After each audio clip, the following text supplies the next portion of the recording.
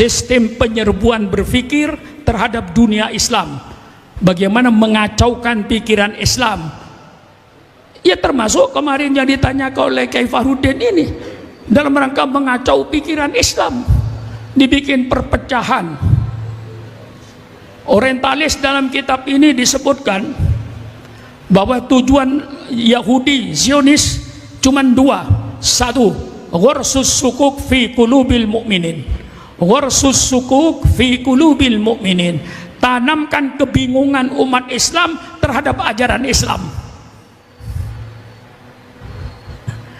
Yang kedua, at-tafriq bainal muslimin. Bikin umat Islam berpecah belah. Jangan sampai umat Islam bersatu. Bersatunya ulama dan habaib ini yang merupakan kekuatan Islam di Indonesia. Mereka tahu selama para ulama bersama dengan para habaib membina umat, maka ini merupakan sesuatu kekuatan yang tidak bisa dirobohkan oleh siapapun saja. Maka robohkanlah ulama dengan habaib, hancurkan ulama dengan habaib untuk menghancurkan Islam. Maka tolong kepada para habaib dan para ulama untuk mengukuhkan forum ulama dan habaib ini. Kalau perlu kokohnya sampai kokohkan sama tidak ada daerah. Setiap kabupaten ada fuhab, setiap provinsi ada fuhab. Mari kita pererat hubungan antara para ulama. Jangan mau diadu. Tidak ada ulama Nusantara, tidak ada ulama Malaysia, tidak ada Islam Nusantara, tidak ada Islam Malaysia, tidak ada Islam Pakistan, tidak ada Islam Filipina, tidak ada. Yang ada Islam ahli sunnah wal jamaah, titik. Ini semuanya pemecah belah. Islam moderat, Islam ini pemecah belah. Kami FUAP tidak kenal Islam Nusantara, tidak kenal Islam Filipina, tidak kenal Islam Malaysia, tidak kenal Islam Pakistan, tidak kenal Islam Timur Tengah. Kami hanya kenal Islam ahli sunnah wal jamaah, titik. Bagaimana? Mantap. Saya ini sudah tua, jangan membangunkan macan tidur. Macan sudah tidur nyenyak dibangunin. Ya begini jadinya. Ya begini jadinya. Berhadapan dengan Sukarnamun langsung. Kesel saya karena saya baca di buku ini tujuan utama daripada Zionis cuma dua.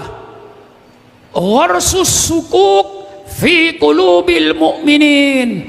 Tanamkan kekacauan dalam otaknya umat Islam, supaya umat Islam otaknya kacau. Di sini banyak, di sini ada 50 persoalan. Saya sebut satu di antaranya yang dikatakan di sini, hukum waris dalam Islam tidak adil. Perempuan dapat satu, laki-laki dapat dua. Ini at-tafriq bainal muslimin. Ini perbedaan yang tidak pantas Islam menjadi agama internasional, karena tidak adil.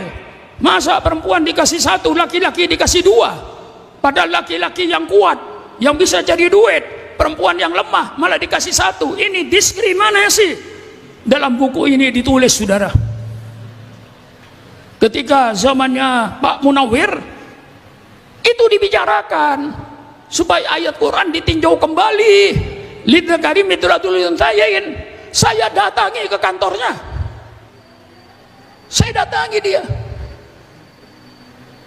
Kalau Pak Munawir, Allahumma fir lahu, kalau Pak Munawir melihat satu kasus seorang wanita yang miskin, anaknya banyak, kemudian saudara laki-lakinya kaya, kemudian yang miskin dikasih satu, anak laki-lakinya sudah kaya dikasih dua. Ini kan diskriminasi. Pak Munawir, ayat Quran bukan untuk perorangan, ayat Quran itu umum. Itu kan satu kasus, Pak. Sekarang kalau Bapak melihat kasus yang lain, laki-lakinya kaya, anaknya kaya-kaya, yang perempuan kaya, suaminya kaya, istrinya kaya, anaknya kaya. saudara laki-lakinya miskin, anaknya banyak, bagaimana? Baru Pak Munawir berpikir. Ini kasus terbalik. Tadi Pak Munawir melihat perempuan, sudah perempuan miskin lagi, anaknya banyak lagi, mendapat warisan cuma satu, anak laki-lakinya kaya, anaknya sedikit, dapat bagian dua. Ini kan diskriminasi, ketidakadilan. Ini kasus. Kalau ada kasus lain, yang perempuan kaya, suaminya kaya, anaknya kaya, saudara laki-lakinya miskin, anaknya banyak, gimana? Mestinya Pak Munawir itu bukan lalu merubah ayat Qur'annya. Ayat Qur'an sudah adil, sudah tepat. Nah, kalau terjadi semacam itu, sebaiknya Bapak Menteri Agama bikin fatwa, bukan merubah ayat Quran. Gimana fatwanya? Bagi keluarga-keluarga yang sudah mapan rezekinya, hendaknya warisannya berikanlah kepada keluarga yang masih belum mapan.